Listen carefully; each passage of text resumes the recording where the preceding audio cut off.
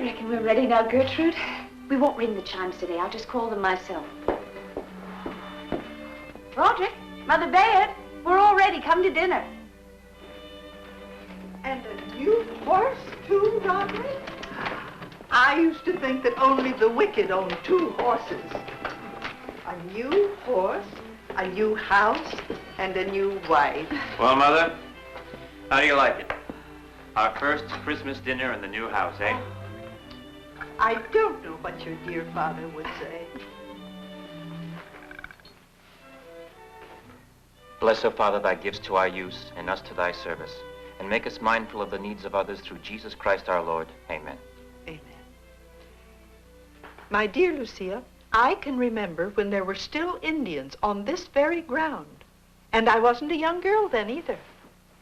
I can remember when we had to cross the Mississippi on a new-made raft. I can remember when St. Louis and Kansas City were full of Indians. Imagine. There. What a wonderful day for our first Christmas dinner. Beautiful sunny morning, snow, splendid sermon.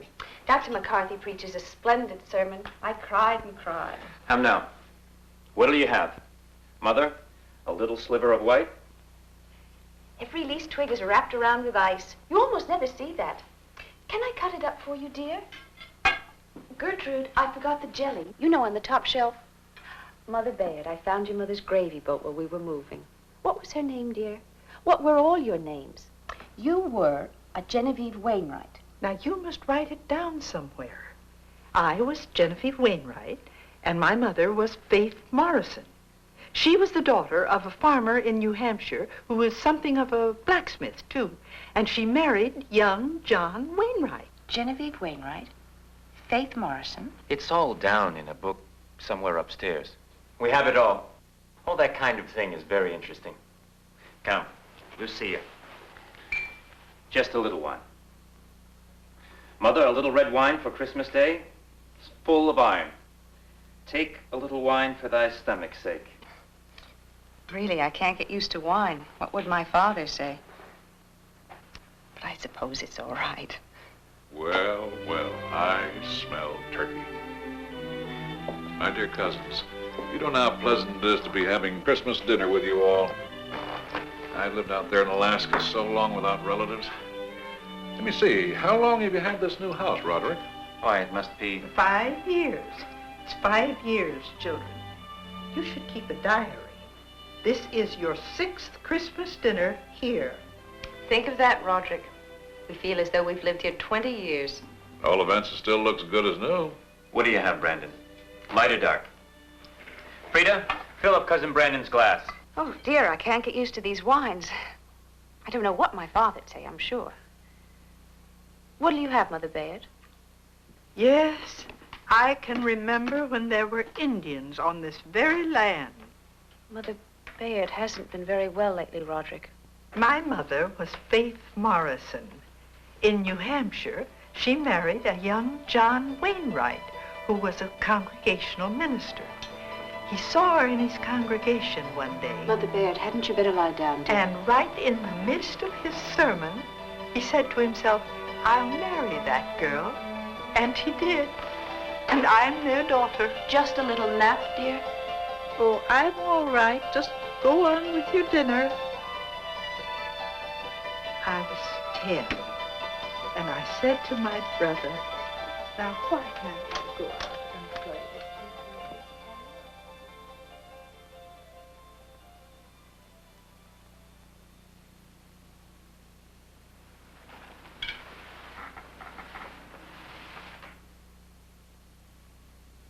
It's too bad it's such a cold, dark day today.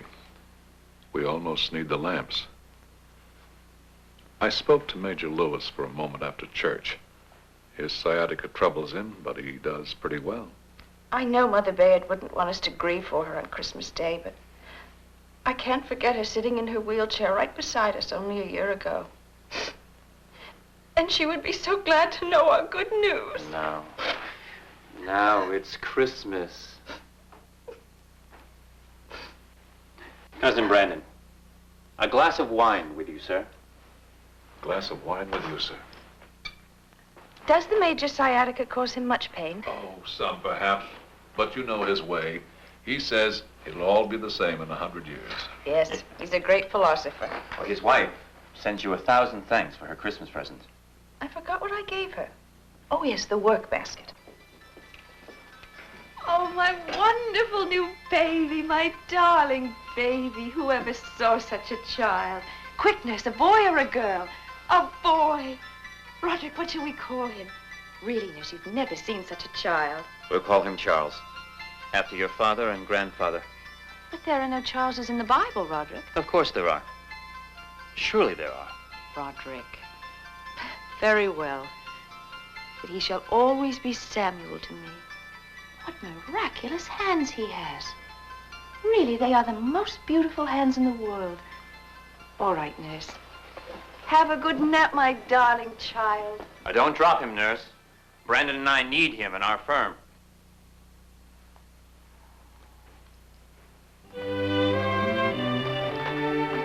Lucia, a little more white meat? Some stuffing? Cranberry sauce, everybody. Margaret, the stuffing was very good this afternoon. Just a little, thank you. Now, something to wash it down.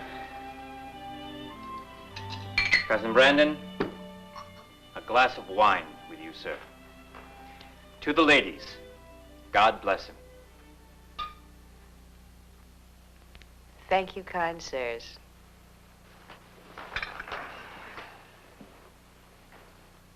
Pity it's such an overcast day today. And no snow. But the sermon was lovely. I cried and cried. Dr. Spaulding does preach such a splendid sermon. I saw Major Lewis for a moment after church. He says his rheumatism comes and goes. His wife says she has something for Charles and will bring it over this afternoon. Oh, my lovely new baby. Really, it never occurred to me it might be a girl. Why, nurse, she's perfect. Well, call her what you choose. It's your turn. Lulu, aye. Yes, this time I shall have my way. She shall be called Genevieve after your mother. Have a good nap, my treasure. Imagine, sometime she'll be grown up and say, "Good morning, Mother. Good morning, Father." Really, Cousin Brandon, you don't find a baby like that every day. And the new factory. A new factory? Really? Yes. Roderick, I shall be very uncomfortable if we're going to turn out to be rich. I've been afraid of that for years. However, we mustn't talk about it on Christmas Day.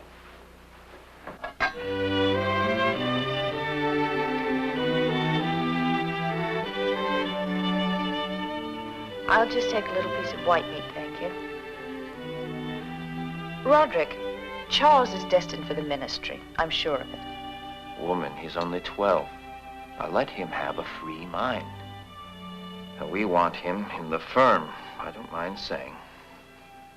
Anyway, no time passes so slowly as when you're waiting for your urchins to grow up and settle down to business. I don't want time to go any faster, thank you. I love the children just as they are. Really, Roderick, you know what the doctor said. 1 glass a meal. No, Margaret, that will be all.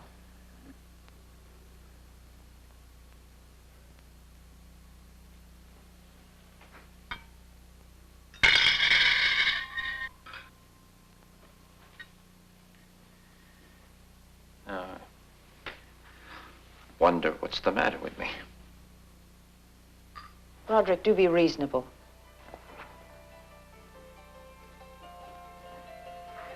But, my dear, statistics show that we steady, moderate drinkers... What's the matter?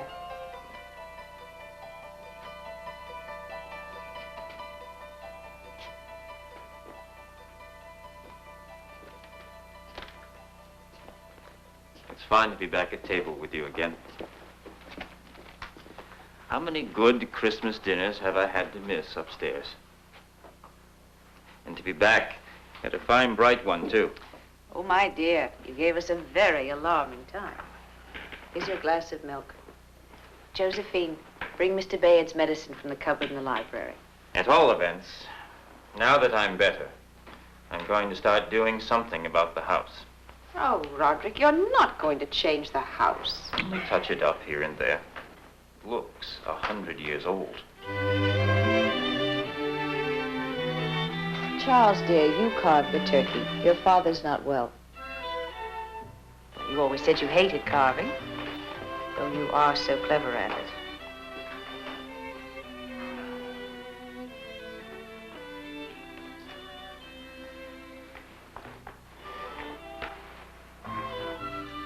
It's a great blowy morning, Mother. The wind comes over the hill like a lot of cannon. And such a good sermon. I cried and cried. Mother Bayard loved a good sermon so. She used to sing the Christmas hymns all around the year. Oh, dear, I've been thinking of her all morning. Shh, Mother. It's Christmas Day. You mustn't think such things. You mustn't be depressed. But sad things aren't the same as depressing things. I must be getting old. I like them. Uncle Brandon, you haven't anything to eat. Hilda, bring his plate and some cranberry sauce. Glorious. Every leaf twig is wrapped around with ice. You almost never see that. Did you have time to deliver those presents after church, Genevieve? Yes, Mama. Old Mrs. Lewis sends you 1,000 thanks for hers. It was just what she wanted, she said. Give me lots, Charles, lots. Statistics, ladies and gentlemen, show that we steady, moderate...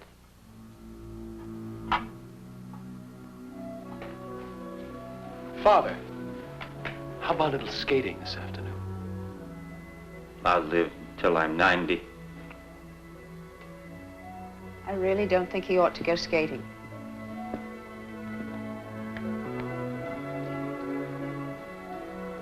Yes.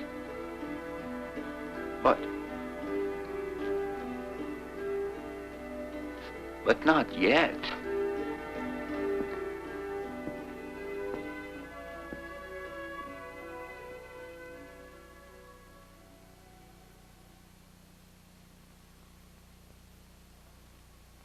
He was so young and so clever, Cousin Brandon. I say he was so young and so clever. Never forget your father, children. He was a good man. Well, he wouldn't want us to grieve for him on Christmas. White or dark, Genevieve? Just another sliver, Mother? I can remember our first Christmas dinner in this house, Genevieve. 30 years ago today. Mother Bayard was sitting here in her wheelchair. She could remember Indians lived on this very spot. And when she had to cross the river on a new-made raft. She couldn't have, Mother. That can't be true. It certainly was true. Even I can remember when there was only one paved street. We were very happy to walk on boards. We can remember when there were no sidewalks, can't we, Cousin Brandon? Oh, yes. And those were the days. Those were the days.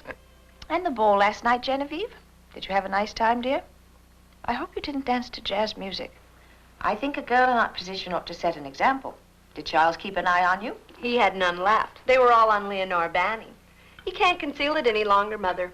I think he's engaged to marry Leonore Banning. I'm not engaged to marry anyone. Well, she's very pretty. I shall never marry, Mother. I shall sit in this house beside you forever, as though life were just one long, happy Christmas dinner. Oh, my child, you mustn't say such things. You don't want me? You don't want me? Why, Mother, how silly you are. There's nothing sad about that. What could possibly be sad about that? Forgive me. I'm just unpredictable, that's all. Good morning, Mother Bayard. Good morning, everybody. It's really a splendid Christmas day today. Every leaf twig is encircled with ice. never see that. Little white meat, Genevieve? Mother? Leonora? Uncle Brandon? Another? Roger's filled my uncle's glass. Do what your father used to do. It would please Cousin Brandon so. You know, Uncle Brandon a glass of wine. Uncle Brandon, a glass of wine with you, sir. A glass of wine with you, sir. And to the ladies, God bless them, every one. Thank you, kind sir.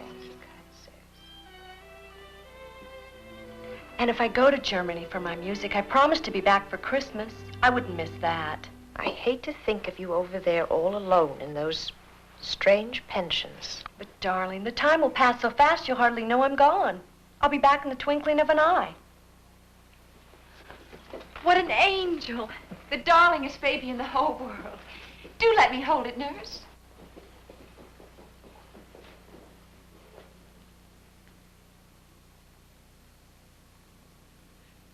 Oh, I did love it so.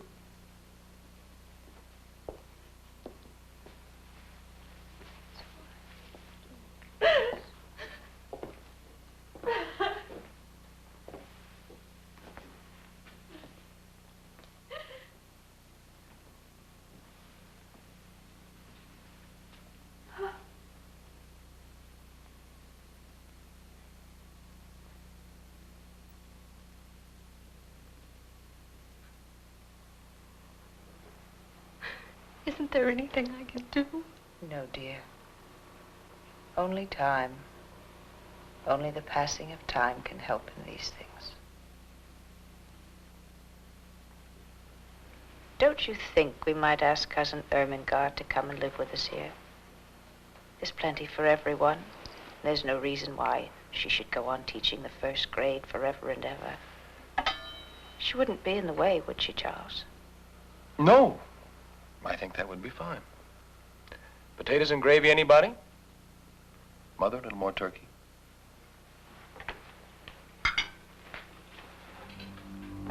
It was great to be in Alaska in those days.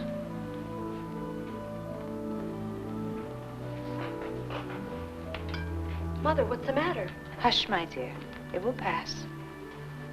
Hold fast to your music, you know.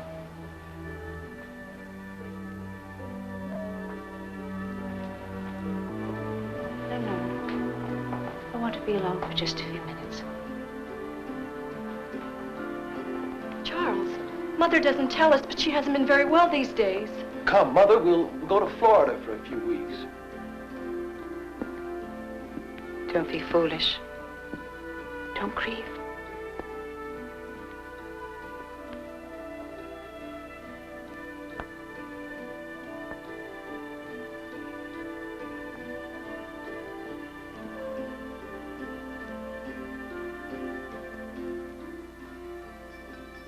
Oh, my darlings, twins.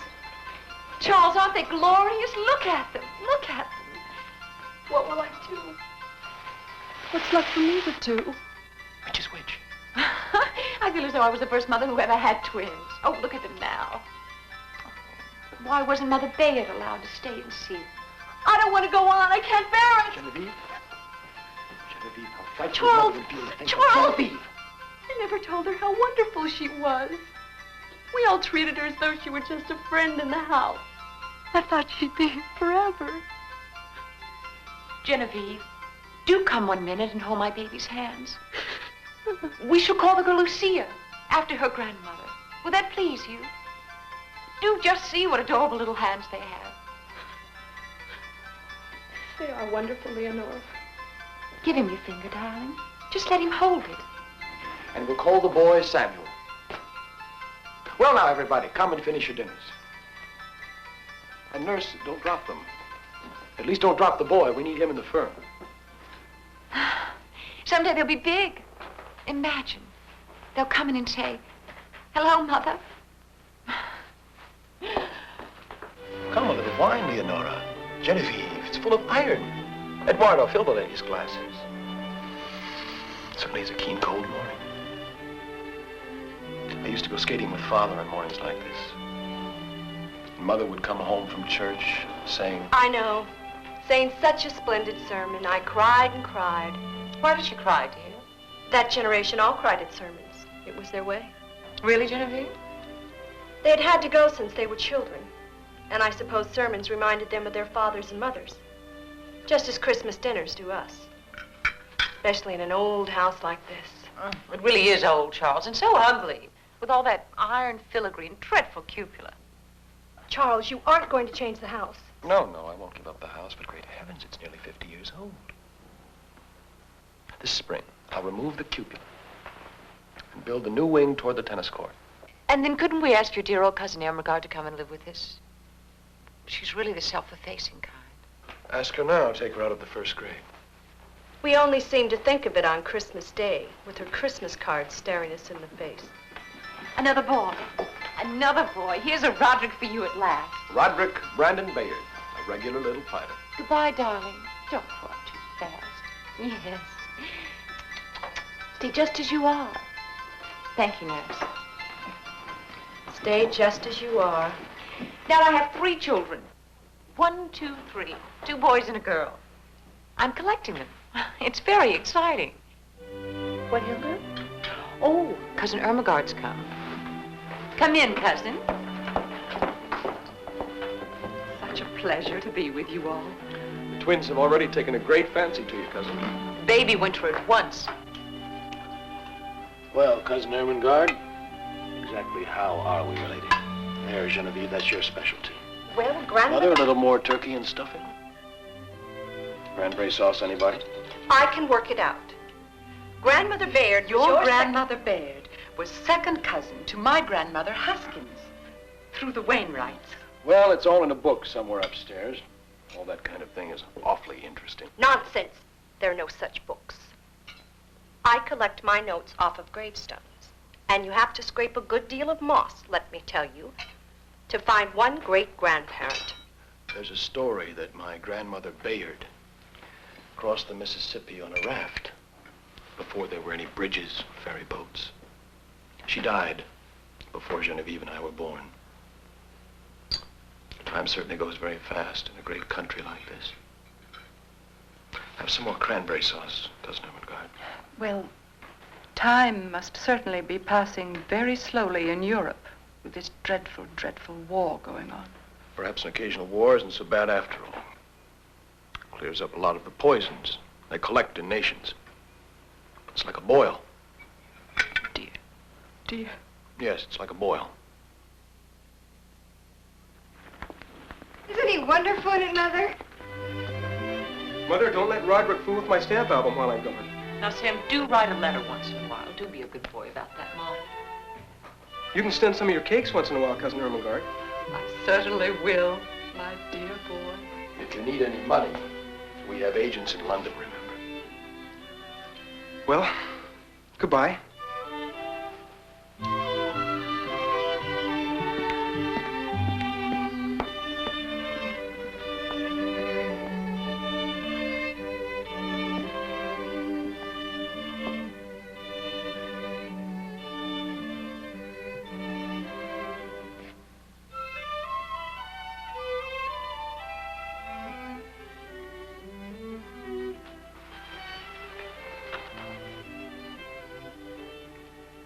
I spoke to Mrs. Fairchild a moment, coming out of church. Her rheumatism's a little better, she says. She sends you her warmest thanks for the Christmas present. The work basket, wasn't it? It was an admirable sermon. And our stained glass window looked so beautiful, Leonora. So beautiful, everybody spoke of it. And so affectionately of Sammy. Forgive me, Leonora, but it's better to speak of him than not to speak of him. We were all thinking of him so hard. He was a mere boy. A mere boy, Charles.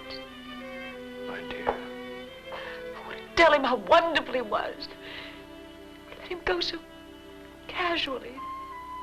I want to tell him how we all feel about him. Forgive me. Can we just walk about for a minute? Yes, of course, Ermengarde. It's best to speak of it.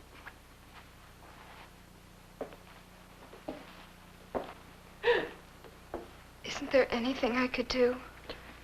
No. No. Only time, only the passing of time can help in these things.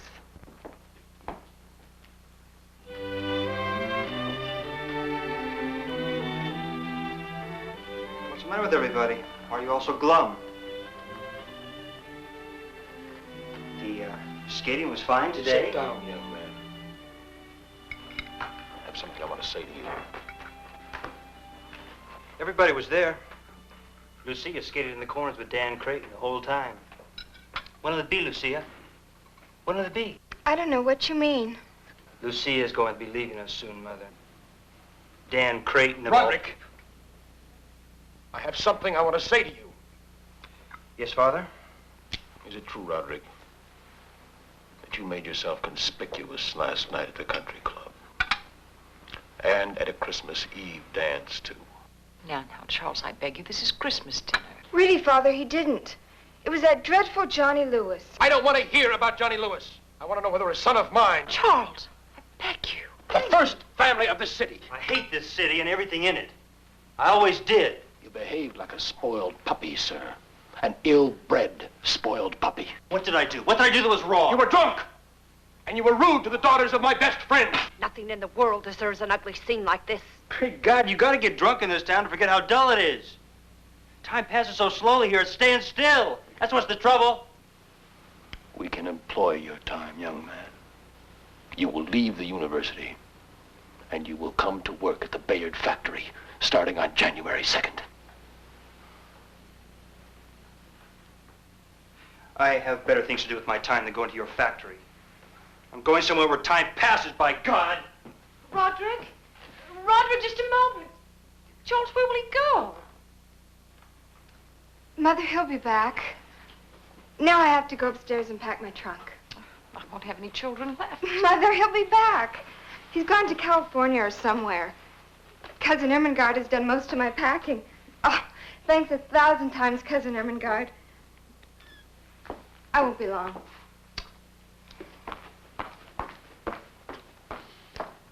It's a very beautiful day. On the way home from church, I stopped and saw Mrs. Foster a moment. Her arthritis comes and goes.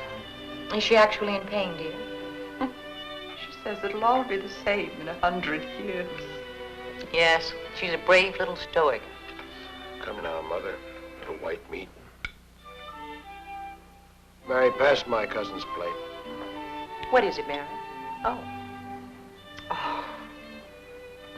Here's a telegram from him in Paris. Love and Christmas greetings to all. I told them we'd be eating some of their wedding cake today and thinking about them. Seems all decided. They're going to settle down in the East, Ermengarde. I can't even have my daughter for a neighbor. They hope to build before long somewhere on the shore north of New York. There is no shore north of New York. Well, east or west or whatever it is. My, what a dark day. How slowly time passes when there are no young people in the house. I have 3 children somewhere. Well, one of them gave his life for his country. And one of them's selling aluminum in India. I can stand everything, but this terrible soot everywhere. We should have moved years ago. We're surrounded by factories. Have to change the window curtains every week. Why, Janet. I can't stand it. I can't stand it anymore. I'm going abroad. Not only the soot that comes through the very walls of this house, it's the thoughts. It's the thought of what has been and what might have been here. And the feeling of this house, of the years grinding away. My mother died yesterday, not 30 years ago. Oh, I'm going to live and die abroad. Yes. I'm going to be an American old maid, living and dying in a pension in Munich, Florence. Genevieve, you're tired.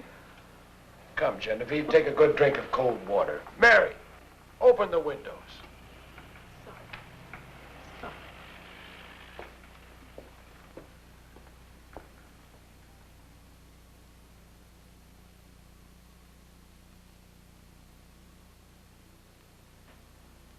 Dear Genevieve will come back to us, I think.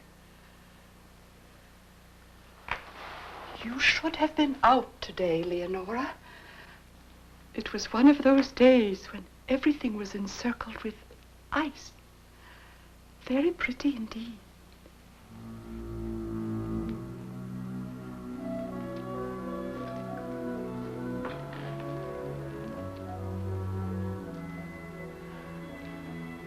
Leonora, I used to go skating with Father on mornings like this. I wish I felt a little better. What? Have I got two invalids on my hands at once? Now, Cousin Ermengarde, you must get better and help me nurse Charles. I'll do my best. Well, Leonora, I'll do what you ask. I'll write the puppy a letter of forgiveness and apology. It's Christmas Day. I'll cable him. That's what I'll do.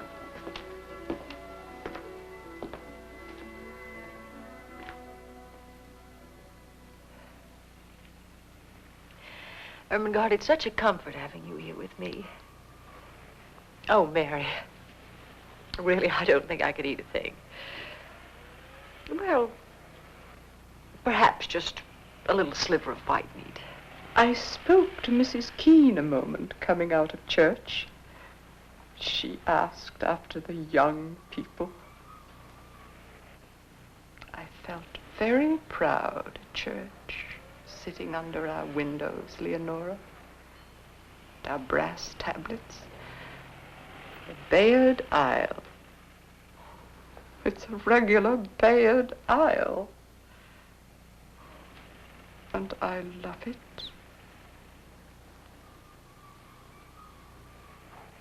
Ermengarde, would you be angry with me if I went and stayed with the young people a little while this spring? I know. I know how much they want you and need you.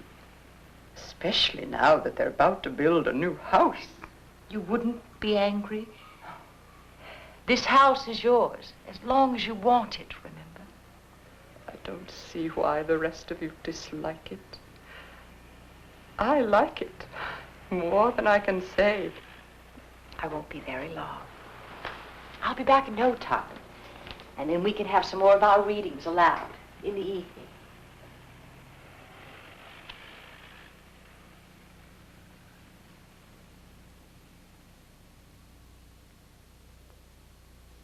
Really, Mary, I'll change my mind. If you'll be good enough to ask Bertha to make me a little eggnog. A dear little eggnog. Such a nice letter this morning, Mary, from Mrs. Bayard. Such a nice letter. They're having their first Christmas dinner in the new house. They must be very happy. They call her Mother Bayard, she says, as though she were an old lady. And she says she finds it more comfortable to come and go in a wheelchair. Such a dear letter. But I can tell you a secret, Mary. It's a great secret, mind. They're expecting a grandchild. Isn't that good news? Now I'll read a little.